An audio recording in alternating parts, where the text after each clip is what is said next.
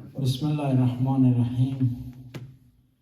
سورہ بقرہ کی وہ آیات کہ جو روزے اور رمضان سے متعلق ہیں ان کا تذکرہ ہو رہا ہے۔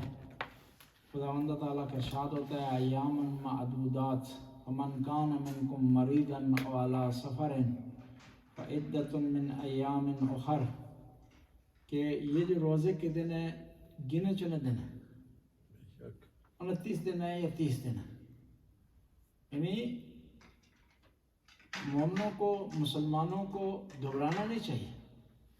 سخت وقت تو وہ بھی گزر جاتا ہے، آسان وقت گزر جاتا ہے، لیکن کامیاب وہ ہیں کہ جو روزہ رکھتے ہیں، کامیاب وہ ہیں جو رمضان کے مہینے میں عبادت کرتے ہیں، کامیاب وہ ہیں جو اس مہینے میں اللہ کو یاد کرتے ہیں۔ وَمَنْ كَانَ مِنْكُمْ مَرِيضًا، اور پھر یہ دن گنے چنے ہیں، اور پھر اس میں بھی سہولت ہے، سختی نہیں ہے۔ جو تم میں سے مریض ہو او علی سفر، یا سفر پر، تو اس نے روزے نہیں رکھنے، یعنی اسلام میں سختی نہیں ہے اور کہیں بھی کلوز اینڈ نہیں ہے۔ رکھ سکتا ہے تو رکھے، نہیں رکھ سکتا تو اس کے بدلے میں رکھے۔ سارا سال نہیں رکھ سکتا تو فدیہ دے۔ کھڑے ہو کر نماز پڑھ سکتے ہیں تو کھڑے ہو کر نماز پڑھیں گے، کھڑے ہو نہیں ہو سکتے تو زبردستی نہیں ہے، جبر نہیں ہے کہ آپ کھڑے ہو کر نماز پڑھیں، بیٹھ کر نماز پڑھیں۔ بیٹھ کر نہیں پڑھ سکتے تو لیٹ کر نماز پڑھیں، لیٹ کر نہیں پڑھ سکتے تو اشاروں سے پڑھیں۔ یعنی اسلام یہ نہیں کہتا کہ آپ نے ایسا نہیں ہے کہ مریں یا جییں آپ نے یہ کام کرنا ہے، سہولت دی ہے اس نے۔ اور دوسرا یہ ہے کہ کھڑے ہونا، بیٹھنا، بھوک پیاس برداشت کرنا وہ عبادت نہیں ہے، عبادت خدا کے حکم کو بجا لانا۔ بے شک خدا کا حکم روزہ رکھنے میں ہے تو اس طرح ہوگا، روزہ نہ رکھنے میں ہے تو اس طرح ہوگا۔ 29 دن 30 دن آپ روزہ رکھتے ہیں، لیکن عید کے دن منع ہے۔ کیوں؟ کہنے والا کہہ سکتا ہے بھئی 29 دن رکھے ہیں، ایک دن اور کوئی حرج ہے، عادت ہو گئی ہے۔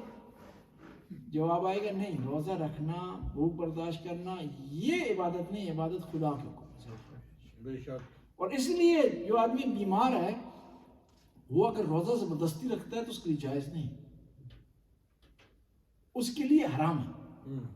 یعنی عام آدمی کے لیے، صحت مند کے لیے روزہ رکھنا واجب ہے، بیمار کے لیے حرام ہے، یعنی 100% حکم تبدیل ہو جاتا ہے۔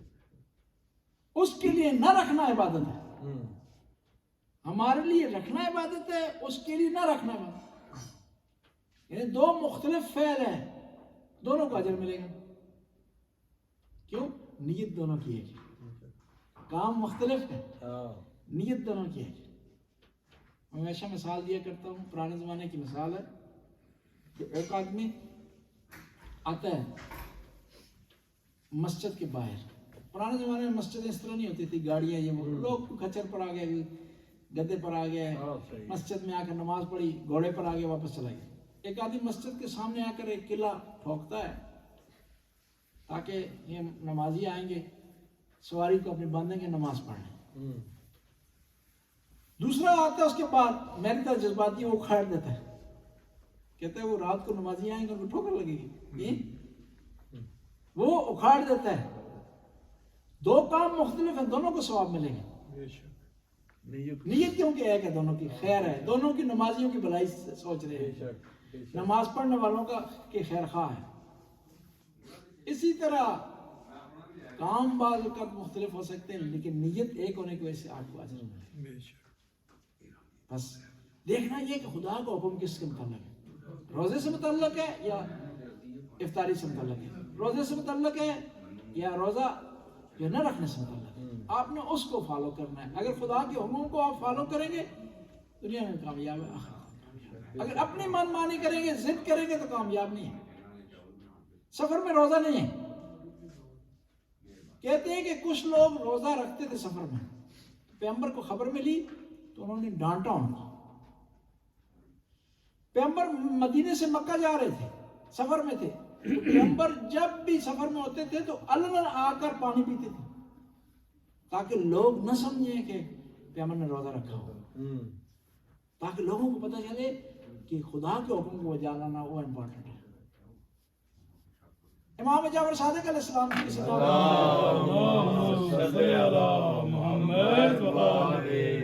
آ کر بتایا کہ کچھ لوگ ہیں سفر میں بھی روزہ رکھتے ہیں.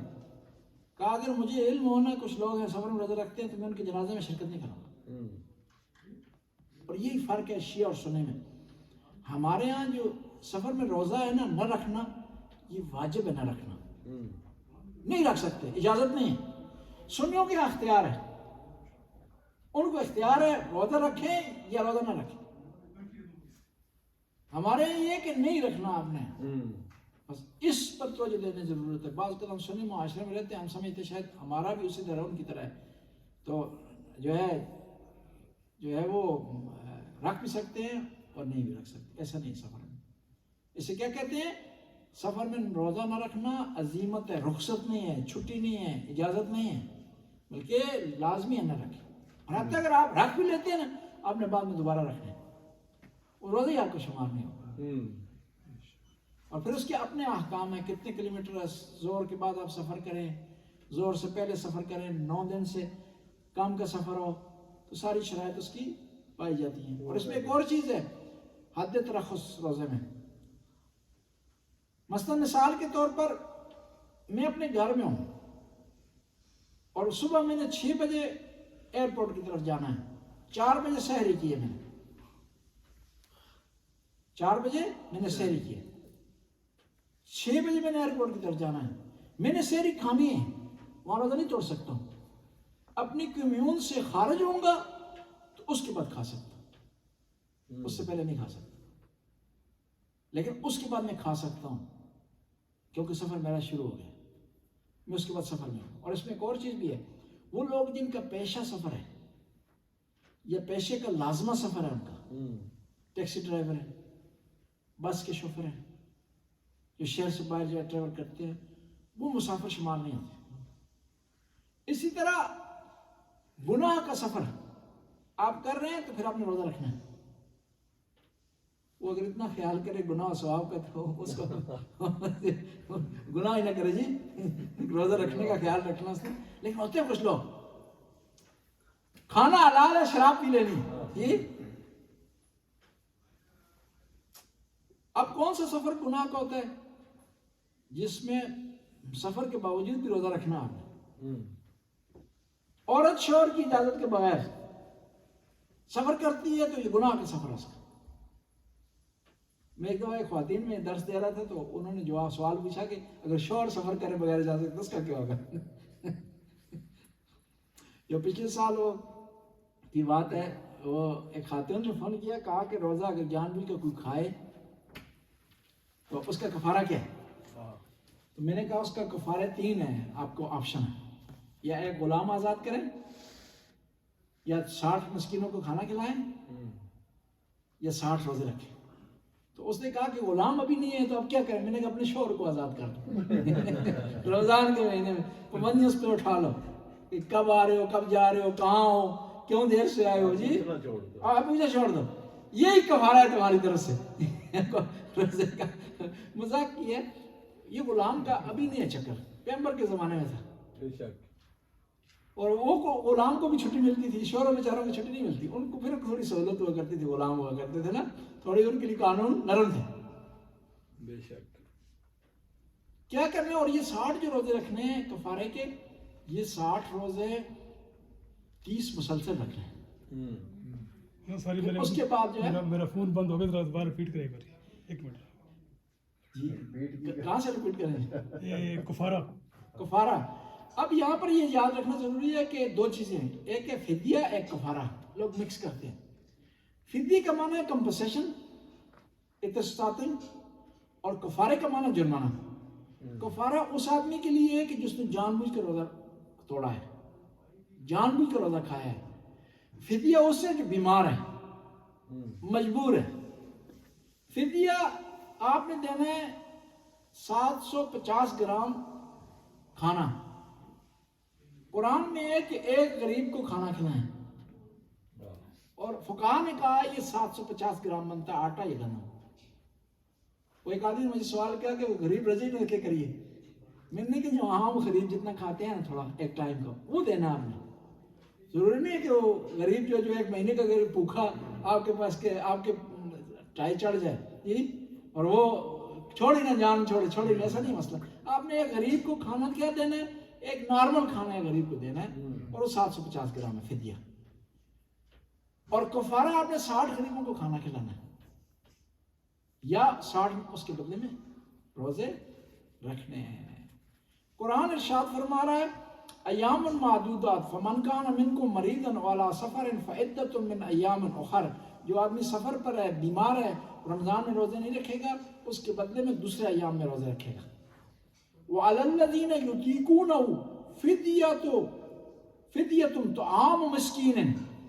وہ لوگ کہ جو کہ روزہ نہیں رکھتے, روزے کی طاقت نہیں رکھتے, انہوں نے کیا کرنا ہے, ایک مسکین کو کھانا کھلانا ہے ہر روزے کے بدلے میں. پھر کیا فمن تطوع خیرا فهو خیر له. جو آدمی زیادہ کرے گا, ایک سے زیادہ غریبوں کو کھانا کھلائے گا اور اچھا ہے.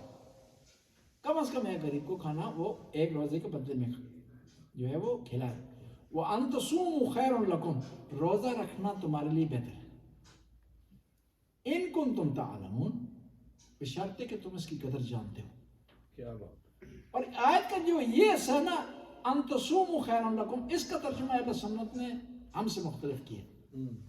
ہم اس کا معنی یہ کرتے ہیں کہ جنرلی روزہ رکھنا اچھا ہے. وہ اس کو ٹچ کرتے ہیں سفر کے ساتھ کہ سفر میں تمہارے لیے روزہ معاف ہے لیکن رکھو تو بہتر ہے. ہم کہتے ہیں اس آیت کا پچھلے جملے سے کوئی تعلق نہیں ہے. جنرلی آیت قرآن کی بتا رہی ہے کہ سودا جو ہے وہ روزہ رکھنا بہتر ہے. اگلی آیت کہتی ہے شہر رمضان الذی انزل فیہ القرآن. یہ جو جس مہینے میں تم روزہ رکھ رہے ہو کوئی معمولی مہینہ نہیں ہے, عام مہینہ نہیں ہے. کون سا مہینہ ہے؟ انزل فیہ القرآن. اس کو خدا نے برکت دی ہے, قرآن نازل کی ہے, ہدایت نازل کی ہے, برکت نازل کی ہے اس مہینے میں. اس مہینے میں خدا نے اس کو شرف دیا ہے. قیمتی مہینہ ہے. جب مہینہ قیمتی ہو جائے گا تو اس کی راتیں بھی قیمتی ہیں. مہینہ قیمتی ہو جائے گا اس کے دن بھی قیمتی ہیں. مہینہ قیمتی ہو جائے گا اس میں نماز پڑھنے بھی قیمتی ہے. مہینہ قیمتی ہو جائے گا اس میں قرآن پڑھنا بھی قیمتی ہے. مہینہ قیمتی ہو جائے گا خدا کے راستے میں خیرات دینا بھی قیمتی ہے. یہ مہینہ قیمتی ہو جائے گا تو اس میں افطار کروانا بھی قیمتی ہے. جب مہینہ قیمتی ہو جائے گا جس میں فرشتے نازل ہو رہے ہیں, جس میں ہدایت نازل ہو رہی ہے, جس میں ہر طرف سے رحمتیں ہیں, تو انسان کو کوشش کرنی چاہیے اس مہینے میں اس تھلبت سے, اس آفر سے زیادہ جو فائدہ اٹھائے. ٹائم کتنا رہے گا؟ ٹائم ہو ہی گیا.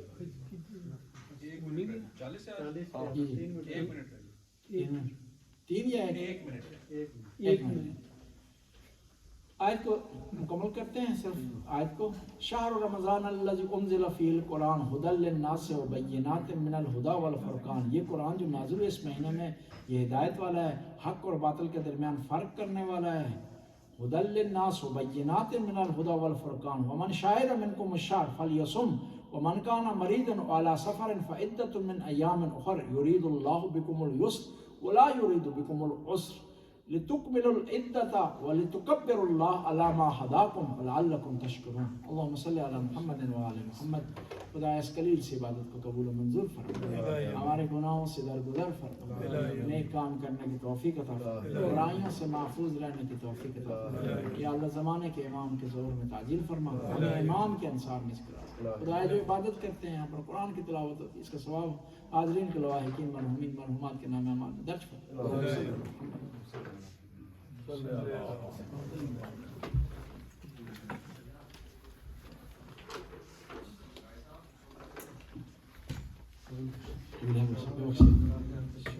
اردو